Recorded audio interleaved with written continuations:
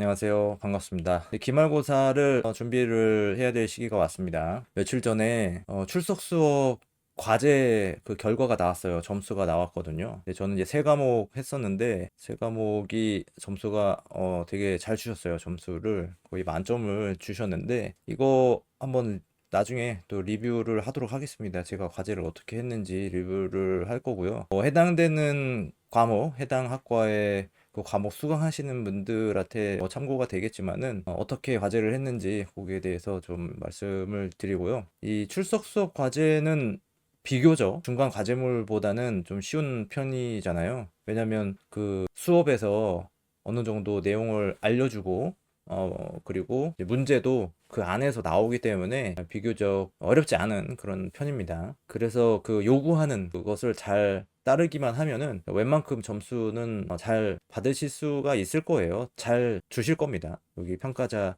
분들이 평가하시는 선생님들이 점수를 대부분 잘 주실 거예요. 그래서 뭐 저뿐만 아니고 뭐 대부분 많은 분들이 만점을 받으셨을 거라 그렇게 예상을 해보는데 그렇지 않더라도 괜찮습니다. 그러니까 성적을 이제 받으면은 카페 같은 데 가서 보니까는 점수가 뭐 10점대 나오는 분들도 간혹 있는 것 같은데 그 이제 너무 충실하지 못한 거죠. 어떻게 보면은.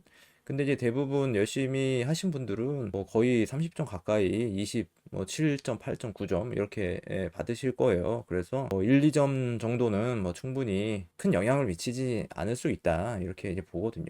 근데 거기에 너무 뭐 서운해할 필요는 없습니다. 저도 법학과 할 때 한 2점 정도 감점이 있었던 그 과제가 있었는데 물론 중간 과제였지만은 점수가 난 열심히 했는데 좀 그래도 만점 주지 왜 감점을 했느냐 이런 생각이 들어서 좀 서운한 생각이 좀 있기는 있었어요. 그래서 뭐가 틀렸는지 그 메일을 보내가지고 교수님한테 그래서 확인도 해보고 이제 그렇기도 했었지만은 분명히 이유가 있을 겁니다. 교수님이 얘기하는 거기에 대해서 분명히 그 감점에 대한 이유가 있을 거예요. 있고 저도 뭐 거기에 대해서 더 이상 얘기를 이제 못 하겠는 거예요. 왜 이게 감점이냐고 이렇게 물어봤는데 뭐가 감점인지를 확인시켜야 할 이유가 있어요.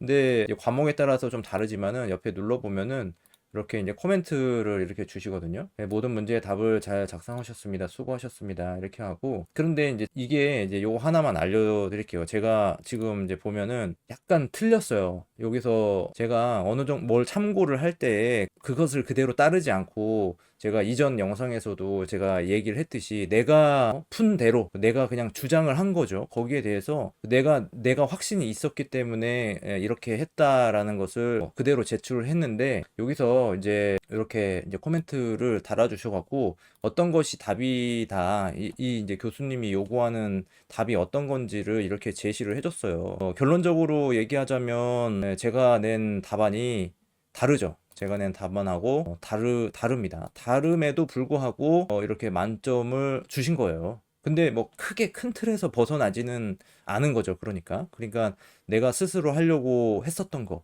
남의 것을 보고 하지 않고 물론 참고는 하긴 했지만 답을 그대로 따라가지 않고 내가 나름대로 논리적으로 생각한 거를 가지고 이렇게 이제 과제를 제출한 건데 이제 잠깐 이제 보여드릴게요. 요거 이게 영어학의 이해거든요. 이거예요. 참고로 이제 문제가 이제 4번 요거를 얘기하는 거거든요. 제가 제출한 그 답 여기서 요구하는 그 규칙의 수를 최소한으로 줄이시오 했을 때 이러한 결과가 나왔어요. 요 옆에 보면 VP는 이렇게 VP는 V 하고 뭐 어드버브 이렇게 프레이즈 이렇게 하는 거거든요. 하여튼 요러한 이제 답을 제출을 했는데 여기서 답을 이렇게 주신 거는 요거에 하나가 빠졌죠. 어드버브 요거를 하나를 더 넣었어요. 이거를 넣느냐 안 넣느냐 이제 그건데 결론적으로 이 선생님이 요구하는 답변은 이제 요거였지만은 이게 없는 거였지만은 저는 이렇게 해서 낸 겁니다. 근데 이게 없는 거를 내가 알고 있어요. 이게 없이 그냥 요거로만은 구성이 된다라는 거를 알 수가 있거든요. 근데 이게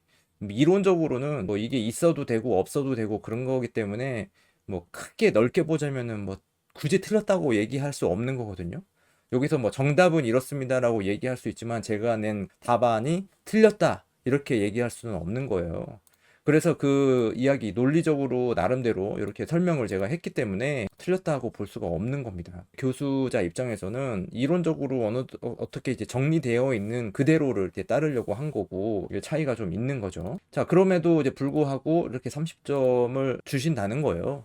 그래서 약간씩 그 전에 제가 이제 다른 영상에서도 말씀드렸지만은 중간 과제 할 때 제가 하나 이제 풀어드린 거에 대해서 저랑 이제 이제 계산하는 게 좀 틀리더라도 그거를 제출했을 때 뭐 선생님의 재량에 의해서 그걸 만점을 줄 수도 있고 그렇지 않을 수도 있고, 네, 그런 거예요. 그래서 과제 여러분들 하신 분들 중에서도 조금 부족하지만 그래도 점수를 잘 받으신 분들도 분명히 계실 거라고 생각을 합니다. 이렇게 이제 코멘트가 없는 것은 거의 뭐 완벽하게 했다 이렇게 볼 수가 있겠죠. 그죠? 그래서 뭐 특별히 이제 코멘트 할 게 없으니까. 근데 이제 저는 뭐 좋은 과제를 제출을 하게 되면은 또 좋은 과제라고 답변을 달아주시는 그런 이제 교수님도 있었고 그렇습니다. 아무튼 잘 받으셨기를 바라고요. 앞으로 남아있는 뭐 중간 과제물도 좋은 평가를 받을 수 있기를 바라겠습니다. 저도 마찬가지고, 저도 뭐 충분히 충실하게 다 제출을 했기 때문에 크게 뭐 30점 뭐 안 나오더라도 뭐 크게 상관이 없어가지고 뭐 나오면은 좋겠지만은 그런 입장입니다. 자, 그러면은 이제 기말고사에 대해서 좀 얘기를 해볼 텐데요. 기말고사는 이번 학기 2024학년 1학기거든요. 이때 시험 신청 기간이 5월 7일부터예요. 5월 7일부터 5월 21일까지니까는 요 기간 내에 꼭 신청을 하셔야 되고, 또 본인이 원하는 장소에서 시험을 보려면은 5월 7일 당일이나 뭐 이튿날까지 신청을 완료를 하셔야 자기가 원하는 데에서 시험을 볼 수가 있을 겁니다. 그렇지 않으면은 이제 빈자리를 찾아가야 되는데 자기가 원하지 않는 그 시간대에 시험을 봐야 될 수도 있어요. 그러면 뭐 직장 다니시는 분들은 또 휴가를 내거나 해야 되기 때문에 잘 판단을 하시기 바랍니다. 그러면 우리가 이제 기말고사를 뭘 준비를 해야 되느냐?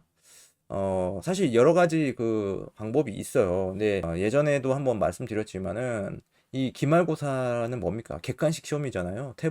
태블릿으로 보는 객관식 시험인데, 앞으로 그 시험 보는 방법에 대해서는 여러 가지 루트를 통해 가지고 또 교육을 많이 할 거예요. 뭐 유튜브에도 나와 있고, 뭐 제가 영상을 또 제 영상도 있긴 한데, 뭐 저도 그 학교에서 제공하는 그 튜토리얼을 따라 한 거기 때문에 그것을 보시면 되고요. 아무튼 그 뭐 태블릿을 이용하실 수 없는 분들은 거의 없기 때문에, 왜냐면 스마트폰이랑 갖고 요즘에 CBT라고 해서 또 컴퓨터를 이용해서 시험을 많이 보기 때문에 뭐 크게 어려움은 없을 겁니다. 다만 이제 종이 시험하고 좀 차이점이 있죠. 뭔가 이렇게 필기가 안 되고 또 문제를 이렇게 인식하는데 조금 차이가 있을 수가 있어요. 그래서 종이 시험으로 볼 때는 문제가 잘 읽히는데 이 태블릿으로 보면은 문제가 잘 읽히지 않는다라는 그런 느낌이 좀 들 수도 있고 뭐 그런 것 같아요. 저는 약간 좀 영향이 있다고 생각을 합니다. 그러면은 이제 뭘 봐야 되느냐? 일단은 뭐 주어진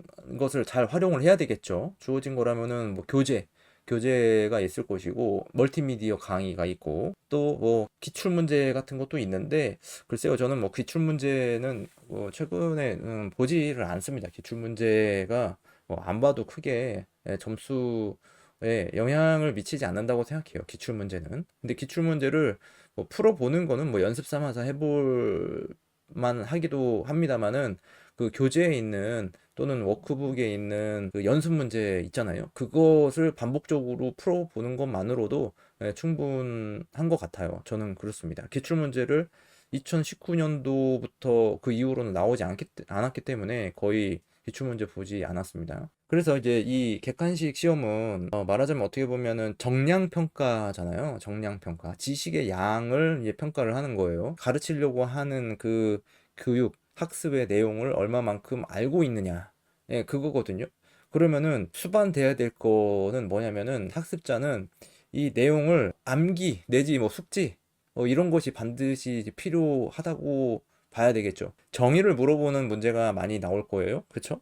그러니까 뭐 이것은 뭔지, 이런 게 있는데 이것은 뭐라고 불리는지 이런 것을 답변하는 거. 그런 것들이 문제 내기가 이제 좋잖아요.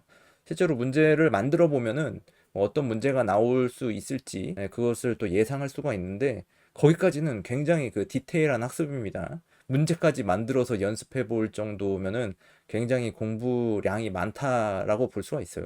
책을 한 번 읽기도 좀 벅찬 편인데 어떻게 보면은 문제를 만들어서 볼 정도면은 이미 연습 문제도 다 풀어보고 뭐 교재도 뭐 반복적으로 읽어보고 또 멀티미디어 강의도 여러 번 본 것처럼 그렇게 느껴집니다. 뭐 근데 그 정도로 뭐 할 분들은 거의 없지 않을까, 예, 그런 생각이 들어요. 근데 그것도 좀 하나 좀 필요해 보입니다. 제가 생각하는 그 교육이나 학습에 대한 사상이나 개념을 기반으로 했을 때 문제를 직접 만들어 보는 거, 그런 것도 도움이 많이 될 것이다. 근데 요번에 제가 테스트 영어 연습이라는 과목을 하면서 토익 시험 같은 그런 문제를 직접 만들어 봤어요. 그래서 이제 나름대로 좀 색다른 그런 경험이었는데 굉장히 도움이 많이 되는 것 같아요. 그래서 문제를 직접 만들어 보면은 어떤 문제가 나올지를 좀 예상해 볼 수 있지 않을까, 그런 생각을 해보게 됩니다. 자, 그리고 이제 교재를 좀 읽어 봐야 되겠죠. 많이 읽어보면 많이 읽어볼수록 좋은데 이제 다만 좀 문제를 같이 풀어보면서 그렇게 하면 될 것 같아요. 근데 이 문제를 보시면 알겠지만은 그 문제가 나올 만한 문제가 어느 정도는 정해져 있어요. 그래서 그 교재에 나와 있는 연습 문제 같은 거 있잖아요. 그런 것들을 좀 잘 봤으면 좋겠습니다. 그리고 이제 워크북도 좀 읽어보고요. 그 다음에 이제 멀티미디어 강의가 있고, 그런 거는 아주 이제 기본적인 거고, 그리고 이제 이게 어느 정도 전제가 됐다. 교재도 한 두 번 정도는 읽어보고, 두 번까지 읽기 쉽지 않아요, 솔직히. 근데 교재 읽어보고, 그 다음에 강의 자료 있잖아요. 그런 것은 이제 나중에 이제 복습하는 과정에서 한번 이렇게 훑어보는 그런 용도로 활용을 하는 거고요. 강의 자료가 있는 과목이 있고 또 없는 과목이 있어요. 그래서 없는 거는 뭐 어쩔 수 없는 거고 또 있는 거로만 활용해가지고 하면 될 것 같아요. 있는 것들은 보면은 공부해야 될 게 많아요. 이런 거 제가 보는 것 중에 하나가 뭐 영어권 국가의 이해 이런 과목이 있는데 이런 것들은 이렇게 강의 자료가 있잖아요. 근데 이게 뭐 이렇게만 되어 있지 개략적으로 요약해가지고 그렇게만 구성이 돼 있지 구체적으로 세부적인 내용에 대해서는 이거를 보면서 교수님이 설명하는 거잖아요. 그래서 복습하는 그 차원에서 이거를 봐야 되는 거지 이거만 보고서는 문제를 해결하기가 좀 어렵다. 그렇게 이제 볼 수가 있습니다. 그러니까 교재도 읽고 문제도 풀어보고 뭐 워크북도 보고 어느 정도 내가 여기에 익숙하다. 그랬을 때 나중에 뭐 시험장에 갔을 때 좀 짧은 시간 동안에 빠르게 복습하는 그런 차원에서 이렇게 하면 되겠죠. 그러니까 기억을 좀 되살리는 그런 용도로 사용하면 될 거예요. 이제 교재에 보면은 연습 문제가 있어요. 이거는 교재거든요. 이런 것들도 한번 풀어봐야죠. 이건 좀 어떻게 보면 좀 필수인 것 같습니다. 제 생각에는 필수로 문제를 풀어봐야 돼요. 이렇게 답도 나와 있고 또 여기 뒤에 또 워크북에도 문제가 그대로 나오는 경우가 있기 때문에 이 문제는 반드시 해봐야 되고 좀 더 나아가서 이제 주관식 문제 같은 것도 좀 있는데 어떤 과목들은 그런 것도 한 번씩 학습하면서 좀 찾아볼 필요가 있는 것 같아요. 그런 거 보면은 4.5 만점에 4.5로 졸업하시는 그런 분들이 그렇게 이제 학습을 하시는 거겠죠. 그렇게 하시면 되고. 그리고 이제 또 있어요. 요즘에 그 보니까는 이 튜터 선생님들이 되게 열심히 학습자를 위해서 열심히 활동을 하시는 것 같더라고요. 저도 뭐 튜터 선생님한테 매일 진짜 매일 하루도 빠지지 않고 매일 이렇게 연락이 오는데 제가 뭐 답변은 안 하지만은 여기 이제 튜터 사이트를 활용을 하면 되게 좋을 것 같아요. 이거는 좀 뭐 케바케일 수 있어요. 그 전에 예전에 튜터 선생님은 모르겠습니다. 제가 뭐 관심이 없어서 그런지는 모르겠지만은 뭐 연락이 거의 뭐 오질 않았어요. 근데 이번 튜터 선생님 같은 경우에는 휴대폰 문자로 맨날 보내주시더라고요. 줌으로 강의도 하세요. 자기 개인적으로 하시는 거거든요. 학교 라인을 통해서 하는 게 아니고 개인 회의를 통해서 그렇게 하시는데 저는 이제 한번 들어가 봤는데 도움을 받으실 수 있을 분들은 많이 이제 받으실 수 있을 것이고요. 저 같은 경우에는 워낙에 이제 혼자 공부하는 스타일이라 잘 참여를 하지 않지만은 어쨌든 이제 이런 거 이제 참여하시면은 되게 도움이 될 겁니다. 그래서 여기 저는 이제 자료실에 보면은 요 선생님이 맨날 올려줘요. 자료를 이렇게 예를 들어서 영미 아동문학이다 뭐 이런 것들 이렇게 기말고사 범위 튜터 선생님이 정리해 놓은 자료 같은 거 있잖아요. 그런 것들을 되게 잘 올려주시더라고요. 그래서 그런 거를 좀 이제 참고를 하려고 아직 적극적으로 보지는 못하고 있는데 그것을 좀 활용해 가지고 나중에 볼 생각입니다. 그래서 나름대로 정리가 잘 되어 있어요. 보니까 이런 식으로 영어 국가권의 이해인데 문제도 이렇게 있고 또 문제와 해설을 이렇게 또 만들어줬어요. 그래서 굉장히 정리를 잘 해놨기 때문에 그것만 보고 해도 괜찮지 않을까 뭐 그런 예상이 들어요. 근데 이제 이거는 시험의 목적이죠. 시험 목적을 위한 그런 이제 학습인데 이렇게라도 공부를 해야 되겠죠. 뭐 교재를 봐가지고 그거를 디테일하고 깊숙하게 공부를 해야 되겠지만은 원칙적으로는 근데 우리는 어쨌든 시험이라는 걸 통해서 결과를 받아야 되고 그것이 목적이기 때문에 시험에 좀 특화된 그런 자료를 좀 활용해 가지고 보면은 시간 절약도 할 수가 있고 그렇게 되는 거죠. 그래서 요번에 저는 내 나름대로 튜터 내용이 굉장히 충실해 가지고 좀 공부하는 시간을 좀 줄이게 되는 그런 계기가 된 것 같아요. 요거를 좀 준비를 하시면 될 것 같습니다.